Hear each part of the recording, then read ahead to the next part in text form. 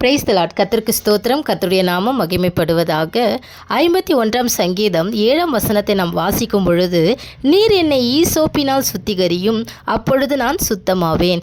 என்னை கழுவி அருளும், அப்பொழுது நான் உறைந்த மழையிலும் வெண்மையாவேன். ஆமேன். ஹல்லேலூயா. கர்த்தருக்கு ஸ்தோத்திரம். கர்த்தருடைய நாமம் மகிமைப்படுவதாக. நம்ம எல்லாருமே என்ன பண்ணுவோம் அப்படின்னா, துணி துவைப்போம். அப்படி தானே?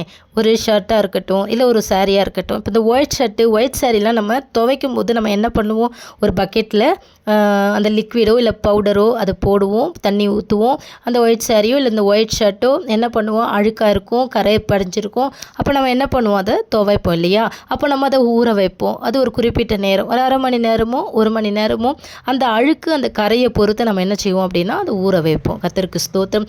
ஊற வச்ச பிறகு என்ன பண்ணுவோன்னா, நான் ஒரு சில வீட்டில் பார்த்துருக்கேன், பின்புறம் இருக்கும், அந்த இடத்துல வந்து கல்லெலாம் போட்டு வச்சுருப்பாங்க துணி துவைக்கிறதுக்கு. அப்போ அந்த கல்லுக்கிட்ட கொண்டு போயிட்டு கல் மேலே போட்டு மறுபடியும் ஒரு சோப்பு எடுத்து என்ன பண்ணுவாங்கன்னா, அந்த ஷர்ட்டில் எந்த இடத்துல அழுக்கு இருக்கோ, கரை இருக்குதோ அந்த இடத்துல என்ன பண்ணுவாங்கன்னா அந்த சோப்பு போடுவாங்க, ப்ரஷ் போடுவாங்க. ஒரு சில பேர் வந்து கட்டை இருக்கும், அந்த கட்டை வச்சு என்ன பண்ணுவாங்க அப்படின்னா, அந்த துணியை அந்த அழுக்கு போகிற வரைக்கும் அதை அடிப்பாங்க. அதுக்கப்புறம் நல்லா அந்த ஃபோர்ஸ் போட்டு அந்த கல் மேலே அந்த துணியை வந்து அதை துவைப்பாங்க. அதுக்கப்புறமா அதை அலசுவாங்க. எத்தனை வாட்டி, 2 வாட்டி இல்லை 3 வாட்டி அலசுவோம். அதுக்கப்புறமா அதை நம்ம வெயில் நல்ல வெயில் படுற போது வரைக்கும் என்ன பண்ணுவோம் அப்படின்னா, அதை வந்து நம்ம காய வைப்போம், கிளிப்பு போடுவோம். அதுக்கப்புறம் அது காயிற வரைக்கும் வெயிட் பண்ணி அதுக்கப்புறம் அதை நம்ம கொண்டு வருவோம். அது நடுவில் ஒரு விஷயம் நடக்கும் பாருங்க. ஒரு வேளை துவைச்சி அந்த ஈரத்தோடு போய் பறந்து காற்றுல எங்கன்னா போய் மண்ணில் விழுந்துச்சுன்னா, அச்சோ அப்போ இருக்கும் பாருங்க நமக்கு.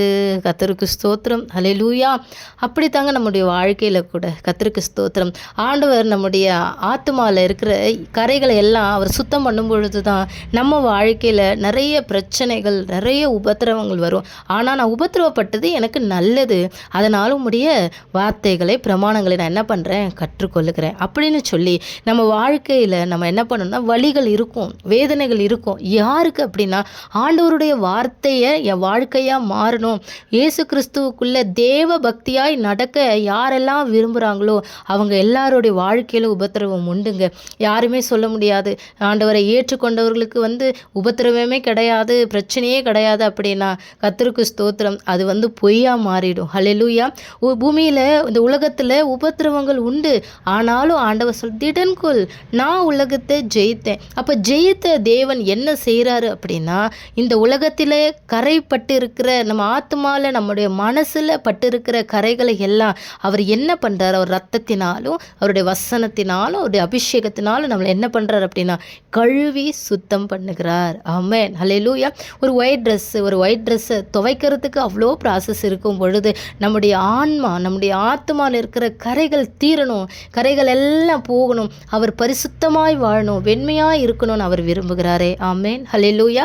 பரிசுத்த ஆவியானவர் கரத்தில் நம்ம ஒப்பு கொடுக்கும் பொழுது அவர் அந்த வார்த்தையில், வசனத்தில் நம்மை சுத்திகரிப்பார். அப்போ நம்ம சுத்திகரிக்கும் பொழுது அவர் விரும்புகிற அந்த வெளிச்சம், அவர் விரும்புகிற பரிசுத்தம் நம்ம வாழ்க்கையில் இருக்கும். ஆமென். ஹல்லேலூயா. கர்த்தருக்கு ஸ்தோத்திரம். அந்த துணியை நம்ம காய வச்சு எடுத்து மறுபடியும் வீட்டுக்குள்ளே கொண்டு வந்து அதை அயன் பண்ணி அதை நம்ம போட்டுட்டு போகும்பொழுது நமக்கு எப்படி இருக்கும்? கர்த்தருக்கு ஸ்தோத்திரம். அதே மாதிரி தான் அவருடைய கரத்துக்குள்ளே அடங்கி இருந்து அவர் சுத்திகரித்த பிறகு சுத்த பொன்னாக நம்ம விளங்குவோம். அது மாத்திரமல்ல, அவருடைய சித்தம் என்னமோ அதை கர்த்தர் என்ன பண்ணுவார் அப்படின்னா, ஒவ்வொரு பிள்ளைகளுடைய ஒப்பு கொடுக்குற பிள்ளைகள் வாழ்க்கையில் அவர் நடத்துவார். ஆமென். இந்த கடைசி காலங்களில் எழுமுங்க, தேவனுக்கென்று எழுமுங்க. அநேக கள்ள தீர்க்க தரிசிகள், அநேக வஞ்சிக்கிற ஆவிகளும் வந்து வேதம் இல்லை, வசனம் இல்லை, சத்தியம் இல்லை அப்படிங்கிற மாதிரிலாம் பேசிகிட்டு இருக்கிறாங்க. இல்லை, கர்த்தருக்கு ஸ்தோத்திரம். நான் சொன்ன வசனம் கடைசி நாளே நியாயத்திற்கும் என்று சொல்லப்பட்டு இருக்கிறது. திருவசனத்தை கேட்கிறவர்களா இல்லை, அதன்படி செய்கிறவர்களா இருக்கணும்னு தேவன் சொல்லி இருக்கிறார். ஆமென். இரவும் பகலும் அவருடைய வேதத்தில் தியானமாக இருந்தால் நம்ம பாக்கியவான், பாக்கியவதி என்று வேதம் சொல்லுகிறது. ஆமென். ஹல்லேலூயா. கர்த்தர் நம்மை ஆசீர்வதிப்பாராக. ஆமென்.